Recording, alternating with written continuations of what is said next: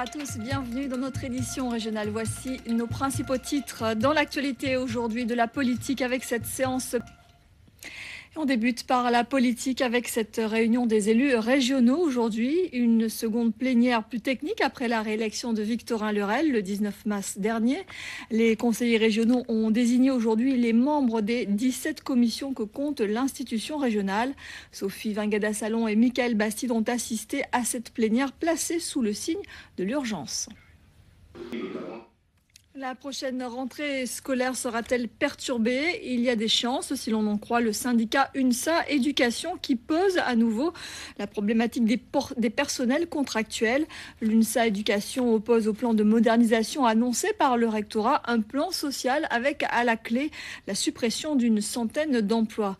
D'ores et déjà, le syndicat appelle à la mobilisation. Le point avec Éric René et Paul Labéca. Il y a de l'eau dans le gaz à Matouba. 14 des 19 salariés de la société ont cessé le travail pour demander notamment l'annulation des procédures de licenciement engagées. Pour l'heure, aucune rencontre avec la direction n'est prévue. Le point avec Thierry Philippe. Et ce matin, les employés de la Une ont bloqué la station-service GPC de Jarry, station qui appartient au PDG de la chaîne, José Gadarcan. Les employés qui sont en grève depuis plusieurs semaines pour réclamer de meilleures conditions de travail devaient rencontrer ce soir la direction. Enfin, autre conflit, mais qui a pris fin. La grève à Antilles-Soudure. Les salariés sont parvenus à un accord grâce à l'intervention d'un médiateur de l'inspection du travail. Les antennes relais ont-elles une incidence sur la santé? Un couple de retraités en est persuadé et mène un combat depuis 5 ans pour exiger le déplacement d'une antenne implantée à quelques mètres seulement de leur habitation. Patrice Gonfier et Olivier Duflot les ont rencontrés. Reportage. En bref, cette macabre découverte ce matin à Boivin aux Abîmes. Le corps d'un homme a été retrouvé dans un sac poubelle sur le bord de la route, non loin d'une station-service. La procédure d'identification de la victime est en cours. Une enquête a bien évidemment été ouverte. Et puis en Martinique, un homme a été abattu d'une balle en plein cœur hier soir à son domicile. Il était très connu au sein de la communauté Rasta. Un autre homme a été grièvement blessé. Le reportage de René Lataste et William Zebina de Télémartinique. Le groupe France Télévisions représenterait-il mal tous les Français? Un rapport remis lundi aux dirigeants semble confirmer cette thèse. Il montre que la diversité est très peu présente dans l'ensemble des postes de décision de France Télévisions ainsi qu'à l'antenne. Les précisions de nos confrères d'RFO Paris. Allez, on passe à l'environnement. Chaque année, durant plusieurs jours, la Société nationale d'horticulture de France se penche sur un thème. Cette année, ces journées de réflexion et de débat se déroulent en partie chez nous, en Guadeloupe. Elles ont débuté à Sainte-Rose, à la sucrerie du comté de l'Oréac. Le thème abordé, jardin, santé et environnement. Un sujet décliné au plan local autour du concept du jardin créole. Concept étudié sous tous ses aspects, nourricier, médicinal ou encore magico-religieux. Le reportage de Steve Prudent et de Philippe Grenier. Et pour ceux qui sont intéressés par cette balade naturaliste, rendez-vous demain à 9h15 à Vieux Habitants. Engager davantage les élus dans la préservation de nos espaces naturels, c'est l'un des principaux objectifs de la charte du Parc national. Une charte que les membres du conseil d'administration réunis aujourd'hui sont en train d'élaborer. Le reportage d'Elisabeth Billmayer avec Alfonso Martinez.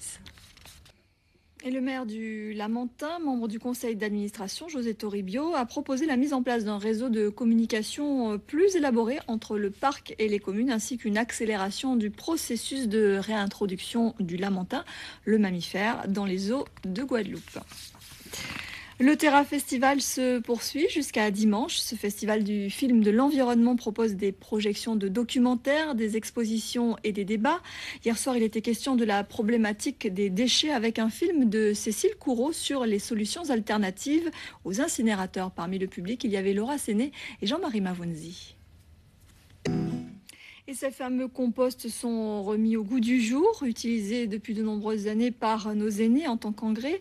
Le compost prend une place plus importante dans la gestion des déchets sous l'impulsion de certaines associations de défense de l'environnement.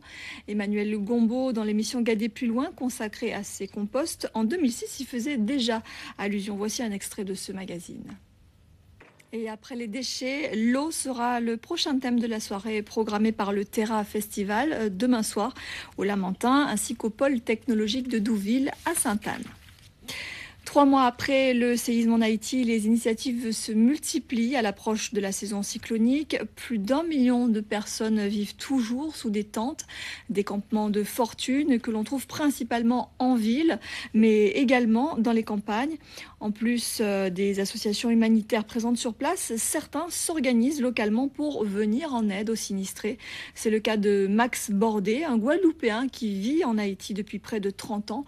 Commerçant pendant plusieurs années, il s'est reconverti dans le secteur de la pêche et du cabotage et travaille en étroite collaboration avec les habitants de Grand Goave. Son portrait signé Véronique Urtis-Béréa et Nordine Bensmaïl.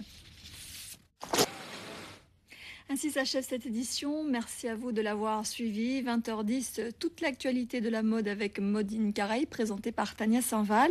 20h40, Péri-Messonne. 22h20, Les Infiltrés. La première investigation de cette nouvelle série est consacrée à la pédophilie. À 13h, demain, vous serez en compagnie de Laura Séné. Quant à nous, on se retrouve dès 19h30. Très belle soirée à tous.